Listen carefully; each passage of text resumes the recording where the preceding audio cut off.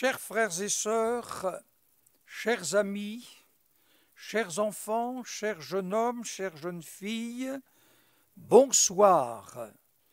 Vous êtes sur YouTube ADD Nantes et puis une création YouTube ADD Nantes pour enfants et ados, aussi accompagné de notre caméraman Stéphane. C'est toujours avec joie que je viens vers vous le soir avec la parole de Dieu, avec le pain de vie, pour vous encourager dans votre foi, vu le contexte dans lequel nous sommes et privés de nos rassemblements d'église, mais restez confinés, prenez bien soin de vous et prenez soin des autres. Ensemble, nous allons ouvrir la Bible dans le livre des Juges, au chapitre 21e et le verset 25e. En ce temps-là, il n'y avait point de roi en Israël. Chacun faisait ce qui lui semblait bon. Et dans le livre de Ruth, chapitre 1er, il vous suffit de continuer le livre des juges. Du temps des juges, il y eut une famine dans le pays. Un homme de Bethléem de Juda partit avec sa femme et ses 2 fils pour faire un séjour dans le pays de Moab. Et puis le verset 22e, ainsi revers du pays de Moab, Naomi et sa belle-fille, Ruth, la Moabite, elles arrivèrent à Bethléem au commencement de la moisson des orges. J'aimerais retenir avec vous au commencement de la moisson des orges. Le retour à Dieu est toujours le commencement d'une grande moisson. Bethléem signifiait la maison du pain. Nous avons lu dans notre première lecture du temps des juges, il y eut une grande famine dans le pays. Et au milieu de cette famine, en ce temps-là, il n'y avait point de roi en Israël. Chacun faisait ce qui lui semblait bon. Chacun déterminait ce qui était bien, ce qui était mal. Chacun avait rejeté Dieu. Chacun vivait comme bon lui semble. Mais il y eut une grande famine dans le pays. Les événements internationaux nous amènent à l'interrogation. Une pandémie du Covid-19 est descendue sur les nations. Il y a cette crise sanitaire, il y a cette crise internationale, cette crise économique, cette crise politique, cette crise religieuse aussi. Oui, en ce temps-là, chacun faisait ce qui lui semblait bon. Et la Bible nous parle d'un homme qui vivait à Bethléem, Elimelech. La signification de ce nom est Dieu est mon roi. Lui aussi s'est mis à faire ce qui lui semblait bon. Et il prit la décision de partir avec sa femme et ses 2 fils pour faire un séjour dans le pays de Moab. Et arrivés au pays de Moab, ils y fixèrent leur demeure. Ils habitèrent là environ 10 ans. C'était un couple heureux. Elimelech, Dieu est mon roi. Naomi, ma gracieuse, était une mère comblée. Et puis entourée de leurs 2 fils, c'était une bénédiction. Il y avait l'abondance familiale, matérielle, spirituelle, des richesses spirituelles.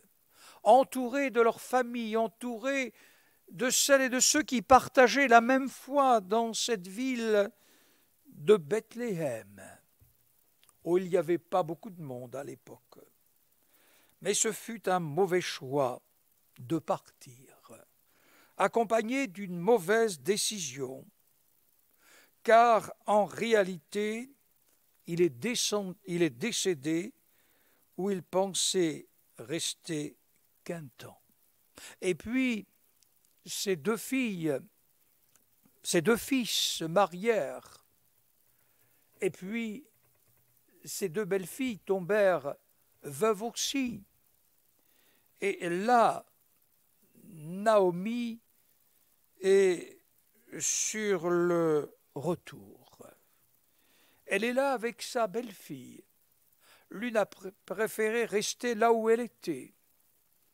Et quand elle revient, en réalité, elle arrive à Bethléem au commencement de la moisson des orges.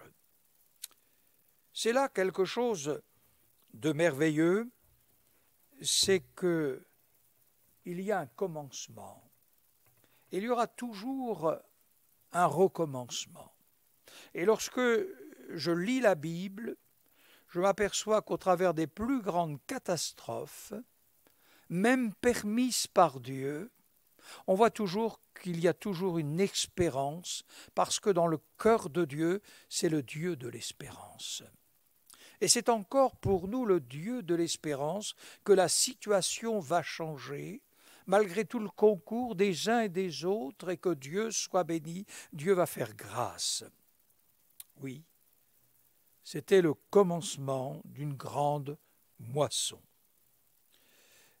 L'Église de Jésus-Christ, c'est aussi la maison du pain, la maison de Dieu qui est l'Église du Dieu vivant, la colonne et l'appui de la vérité, dit l'apôtre Paul à Timothée.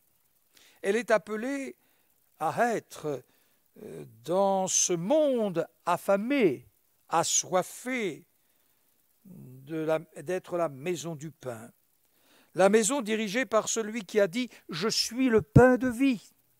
Et c'est Jésus-Christ qui a dit « Je suis le pain de vie et je donne la vie au monde ». Il peut y avoir une période difficile dans la maison du pain de vie. Les épîtres ne sont-elles pas là pour nous le rappeler? Lorsque nous lisons dans le livre du Deutéronome, chapitre 32e, verset 5e, « S'ils se sont corrompus, à lui. À Dieu n'est point la faute, la honte est à ses enfants. Est-ce l'Éternel que vous en rendrez responsable? Non, à lui n'est pas la faute. » Bien des hommes et des femmes disent, s'il y avait un bon Dieu, il n'y aurait pas toutes ces calamités, il n'y aurait pas tous ces fléaux qui arrivent. Mais je crois que le message de Dieu est toujours le même. À lui n'est pas la faute. À lui, il n'est pas responsable. Et l'apôtre Paul, dans sa deuxième épître à Timothée, chapitre 2, verset 20e, il dit « Dans une grande maison, il n'y a pas que des vases d'un usage vil. Il y a aussi des vases d'honneur, et le Seigneur connaît ceux qui lui appartiennent. Quiconque prononce le nom du Seigneur, qu'il s'éloigne de l'iniquité. Celui qui se conserve pur sera un vase d'honneur, sanctifié, utile, propre à toute bonne œuvre. » Amis, je crois que c'est là quelque chose de merveilleux, parce que dans la maison du pain, à Bethléem, ce fut un temps de visitation. Et Naomi, là où elle se trouvait, elle avait appris que l'Éternel avait visité son peuple et lui avait donné du pain. Dieu agit toujours avec miséricorde. il y a un temps de grâce en réponse à la prière de ses fidèles. Et Naomi sortit du lieu qu'elle habitait et se mit en route pour retourner dans le pays de Juda. Oui, ce retour s'effectuera les mains vides. Une femme qui a renié son nom, car elle dira « Ne m'appelez pas Naomi, ma gracieuse, appelez-moi Mara, je suis dans la tristesse, je suis dans l'amertume. » Oui, il est bon de se rappeler parfois des erreurs dans notre marche, qu'elles soient spirituelles, qu'elles soient matérielles, qu'elles soient familiales, qu'elles soient personnelles. Là où l'on se trouve, il est bon de faire le point et de revenir et de voir que nos égarements auront toujours des séquelles dans notre cœur. Et on pourra vivre quelque chose d'amer, amertume, dans la tristesse.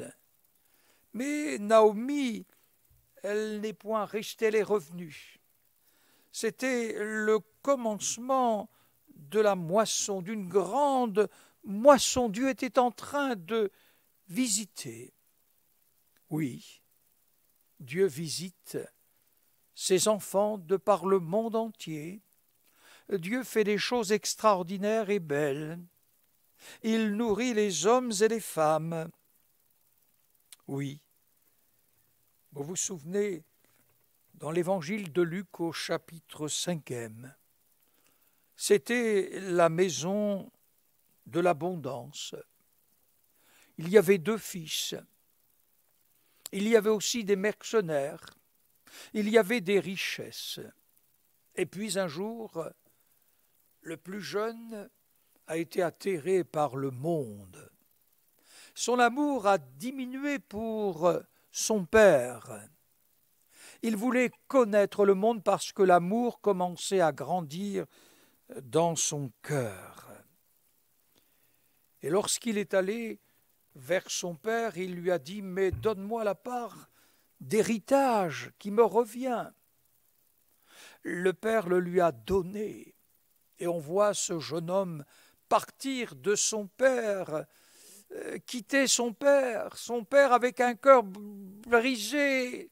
Et le fils est rempli de joie. Pourquoi? Parce que l'amour vis-à-vis de son père a diminué et pour le monde a grandi. Il descend avec ses souliers, avec ses beaux vêtements, avec son anneau, avec l'argent plein les poches. Il quitte la maison de l'abondance. Et au bout d'un certain temps, après avoir mené joyeuse et brillante vie, vivant dans la débauche, oui, il dépensa tout son argent, plus d'amis, plus rien sur la terre, plus rien au ciel. Et il va aller garder les pourceaux, se mettre au service d'un païen. Pour un juif, c'était une descente. Pour garder des porcs, c'était aussi une descente. Pour un juif, vivre une telle chose. Et tout à coup, il va réfléchir. Il ne peut pas manger ce que les pourceaux mangent. Et il dit chez mon père, il y a du pain en abondance. Les esclaves ont aussi à manger. Ils sont à la table, ils n'ont pas des miettes, ils mangent le pain de l'abondance. Rentrant lui-même, il dit, j'irai vers mon père. Et je lui dirai, j'ai péché contre toi et contre le ciel, je ne suis plus digne d'être appelé ton fils. Oui, il se leva et alla vers son père. Et son père l'attendait chaque jour. Et tout à coup, son père, comme chaque jour faisait, il voit son fils arriver. Il courut à la rencontre de son fils. C'était formidable. Il l'embrassait.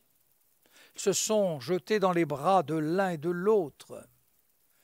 Et voici que le Fils va dire « Mon Père, j'ai péché contre toi et contre le ciel. » Mais Dieu ne va pas permettre que le Père puisse dire cette chose « Traite-moi comme l'un de tes esclaves. » Ça va être le retour. Les haillons vont disparaître. La belle robe va être mise. L'anneau, les souliers, on va tuer le veau gras, on va faire une fête de jouissance saine, mais de grâce, de bénédiction. Oui, le Fils n'a pas retrouvé une place d'esclave en rentrant, mais une classe de fils. Oui, il faut quitter la maison de ce monde, où il y a la famine, où on se retrouve sans Dieu, sans espérance, sans foi, sans parole de Dieu, sans avenir. Oui, dans la maison du Père, la maison de l'Église, la maison qui est la colonne et l'appui de la vérité. Oui, j'étais dans l'abondance familiale, spirituelle, matérielle. Oui, l'Église, c'est aussi la maison d'abondance, là où l'on chante, là où on célèbre la gloire du ressuscité, là où il y a la vie de l'Esprit. Oui, Dieu visite son Église. Il la visite.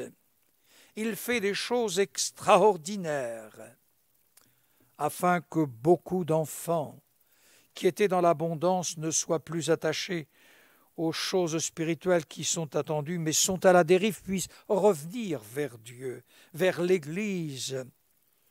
L'Épître aux Hébreux, chapitre 10e, verset 25e, « N'abandonnons pas notre assurance, notre assemblée, comme c'est la coutume de quelques-uns. » Oui, reprenez le chemin de l'Église. Et pour vous qui êtes là à l'intérieur de l'Église, gardez cette vie en abondance, gardez cette grâce, cette bénédiction. Regardons nos rassemblements qui bientôt vont avoir lieu, mais restons et restez chez vous confinés. Oui, Naomi, c'est Éternel qui la ramène les mains vides. Mais en réalité, ils firent ensemble le voyage jusqu'à la maison du pain. Jeune homme, ne quitte pas la maison du pain. Fais le voyage avec ton papa, ta maman. Homme, ne quitte pas la maison du Père. Fais le voyage avec votre épouse, et vice-versa. C'est le commencement de la moisson. Qu'au travers de cette grande pandémie, le Covid-19, nous puissions revivre certaines choses avec Dieu, lui demander sa grâce, lui demander son pardon, lui demander sa bénédiction, et qu'un grand nombre revienne vers Dieu. Que Dieu vous bénisse, que ce soit le commencement d'une grande moisson spirituelle dans votre vie et que vos mains soient enrichies de la grâce et de la bénédiction de Dieu. Nous prions. Notre Père céleste, nous voulons te prier pour qu'un grand nombre revienne à toi, pour que celles et ceux qui sont attachés à toi restent attachés. Nous te prions pour ces hommes et ces femmes qui sont terrassés par ce Covid-19. Nous te prions pour ces hommes et ces femmes, ce corps médical qui les aide. Tu les fortifies intérieurement. Seigneur, tu fortifies notre nation, tu fortifies le monde. Seigneur, arrête ce fléau, s'il te plaît. Nous te prions cela dans le nom de Jésus-Christ. Redonne l'espoir aux hommes et aux femmes. Oui, quand un malheureux crie, tu es celui qui exauce. Oui, nous sommes restons attachés aux choses les plus importantes, les valeurs de Dieu, les valeurs spirituelles.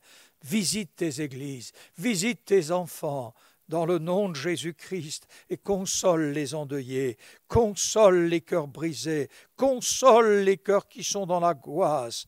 Tu es le Dieu de l'espérance, le Dieu de l'avenir. Amen.